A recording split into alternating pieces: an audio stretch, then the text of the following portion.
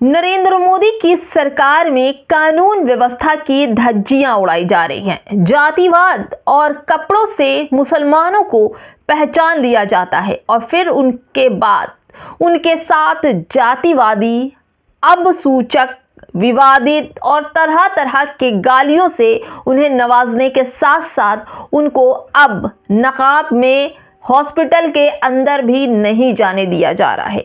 मुस्लिम बेटियों का एक वीडियो सोशल मीडिया पर चल रहा है जिसमें मुस्लिम बेटी कह रही है कि यहाँ पर केवल और केवल महिलाएं ही हैं और ये डॉक्टर मेरे साथ बदतमीजी कर रही हैं और कह रही हैं कि आप बाहर नकाब उतार कर आइए और गलत तरीके से उनसे पूछताछ कर रही हैं।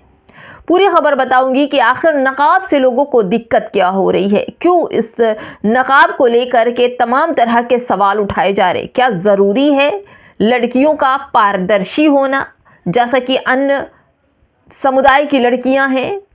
ये नकाब पहनना, हिजाब पहनना अपने संविधान और अधिकारों के दायरे में आता है, लेकिन इसकी धज्जियां उड़ाते हुए अक्सर लोग देखे जाते हैं।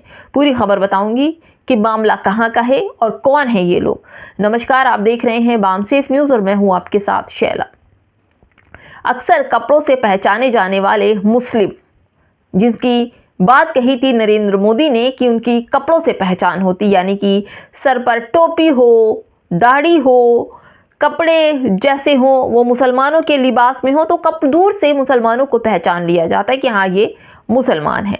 और लड़कियों की बात की जाए कि जो लड़कियां हिजाब पसंद है, ज़रूरी नहीं कुछ मुस्लिम लड़कियां नकाब नहीं पहनती हैं, हिजाब नहीं लगाती हैं, लेकिन जो पहनती हैं उनके पीछे भी भिड़ जाते हैं ये लोग। अब देखिए मामला दोस्तों अस्पताल का है जहां पर दो लड़कियां अपने मरीज से मिलने के लिए गई।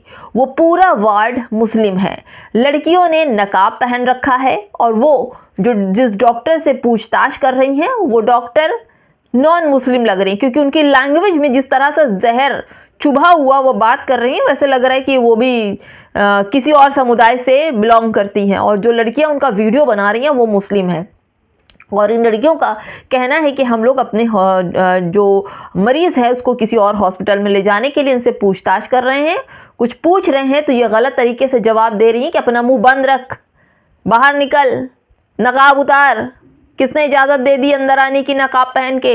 इस तरह की बात करें एक पढ़े लिखी डॉक्टर की इस तरह की लैंग्वेज, यानी कि नफ़रत ने इस तरह से इनके दिमागी कीड़े हो गए हैं दिमाग में, ज़बान में, कि ये समझ ही नहीं पा रही हैं कि आखिर उनका बिहेव क्या है। ये जानवर बनते जा रहे हैं। जैसे ही मुसलमानों को देखते हैं इनके अंदर की भावनाएं आहत होने लगती हैं कि अरे मैं तो बिना दुपट्टे के खड़ी हूँ, मुझे तो पता ही नहीं, मैं जैसे भी कपड़े पहने हुई। मुस्लिम लड़कियों ने तो अपने आप को छिपा कर रखा हुआ है, इनको तो कोई देख ही नहीं पा रहा है, इनके साथ तो क्राइम भी कम होगा क्योंकि ये नकाब में है, ये हिजाब में है। प्रोडक्ट्स जो कॉस्मेटिक प्रोडक्ट्स होते हैं उसकी ज़रूरत इनको नहीं होती है क्योंकि इनका मुंह खुद ही छिपा होता है। ये सब बहुत सारी चीज़ें, मतलब इनके दिमाग का जो कीड़ा है बुलबुलाता रहता है। ये हर एक चीज़ को लेकर के गंदा बिहेव करती हैं मुसलमानों के साथ। अब ये पहले इस खबर को पढ़ लेती हूँ फिर आपको बताती हूँ दोस्तों कि ये भोपाल मध्य प्रदेश के हॉस्पिटल का मसला है। यहाँ बुर्का अलाउ नहीं है। हमीदिया और सुल्तानिया अस्पताल का एक वीडियो वायरल है जिसमें स्टाफ के मरीज से कथित बदसलूकी के आरोप लगे हैं। एक मुस्लिम महिला अटेंडेंट का कहना है कि उसने बुर्के को लेकर उनसे पूछताछ हुई और उसके साथ अनुचित व्यवहार किया गया, यानी कि बुर्का देखते ही तमाम लोगों की भावनाएं आहत हो गई। आप देखिए कि अभी कुछ दिन पहले बस में कोई लड़का था, वो एक मुस्लिम महिला बस में बैठी हुई थी, उन्हीं के सामने ब्लूटूथ लगाकर बस के अंदर नाच रहा था और उनको चिढ़ा रहा था। फिर मैं आपको एक मेट्रो का ये लोकल ट्रेन का एक वीडियो मैंने देखा था जिसमें एक महिला चश्मा लगाए हैं, साड़ी पहने और साड़ी को इस तरह से उन्होंने कैरी कर रखा है, बांध रखा है साड़ी को कि उनका पूरा पेट और उनके वक्ष साफ दिख रहे हैं। और वो मुसलमान महिलाओं को देखते ही जो नकाब और हिजाब में खड़ी हैं उनको रिझाने के लिए, उनको सताने के लिए, उनको डराने, उनको धमकाने के लिए उसी ट्रेन के अंदर नाच रही हैं, अंग प्रदर्शन कर कर के सामने खड़ी हिजाब में मुस्लिम महिलाओं को परेशान कर रही हैं। क्या दिखाना चाहती हो कि महिलाएं तुम्हारी तरह अद्रनंगन होकर टहले? तुम लोग अपनी डराने के लिए, यानी कि मुसलमानों को डराने के लिए ये सब कुछ हो रहा है। उनकी बेटियों को इस वजह से परेशान किया जा रहा है कि वो नकाब उतार दें। वो डर के मारे घर से बाहर निकले तो कहीं हम नकाब पहन के नहीं जाएंगे, लोग हमें सामान नहीं देते, हमें हमारा बहिष्कार करते, कहीं हमारी एंट्री नहीं होती। अभी कुछ दिन पहले एक कॉलेज के अंदर एग्जीबिशन था, मुझे उस जगह का याद नहीं, लेकिन 2 लड़कियों ने वीडियो बनाया था, दैनिक भास्कर से ये बात की थी कि इन लड़कियों के एग्जीबिशन में इसलिए एंट्री नहीं दी क्योंकि इन लोगों ने नकाब पहन रखा था, इसलिए एंट्री नहीं दी। दोस्तों, नकाब से इतनी परेशानी, कोई लड़की अपना अधिकार समझकर अपने आप को सेफ रख रही है, अपने आप को सुरक्षित रख रही है, तो उनसे इन सामने वालों को परेशानी। कैसी मानसिकता, कैसी सोच। दोस्तों, एक और वीडियो मैं दिखाती हूँ।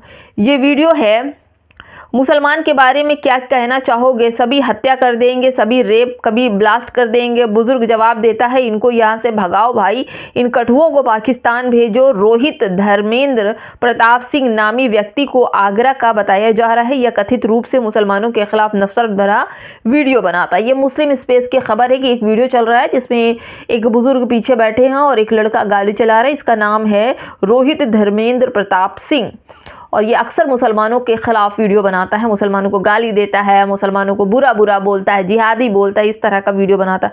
अब दोस्तों, मैं आपको एक और वीडियो में दिखाती हूँ जहाँ पर एक व्यक्ति बनारस का बताया जा रहा है, बनारस का, और वो घूमते टहलते पहुँच गया बनारस के गंगा घाट के पास।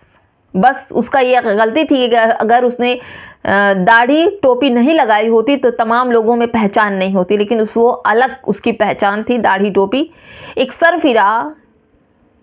सरफिरा अपने आप को हिंदू कहने वाला उस व्यक्ति के पास जाता है और उस लड़के से कहता है कि तुम्हें देखकर हमें डर लग रहा है, कहीं तुम यहाँ बम ना फोड़ दो, कहीं तुम लोगों को मार न दो भाई। और 3-4 लोगों से हामी भी भरवाता है कि देखो ये मुसलमान गंगा घाट पर है और इन्हें देखकर हमें डर लग रहा है, कहीं ये बम ना फोड़ दे, कहीं हमें मार ना दे। यानी कि एक व्यक्ति को इस कदर डराया धमकाया और उसको बंद लिहाजे में उसको आतंकवादी कहा। दोस्तों, आपको बता दूं कि राजीव गांधी को जिसने भी बम ब्लास्ट में शहीद किया था, उसको भी मारने वाले किस धर्म से थे आप लोग समझ सकते हैं। उसके बाद आतंकवाद की जहां से बिसात शुरू होती है, मोहरा तो कोई और बनता है, लेकिन पीछे बैकअप किसका होता है, तमाम नाम आपके सामने हैं, कहने की ज़रूरत नहीं है। देखिए दोस्तों, ये व्यक्ति मैं आपको पढ़ के सुनाती हूँ।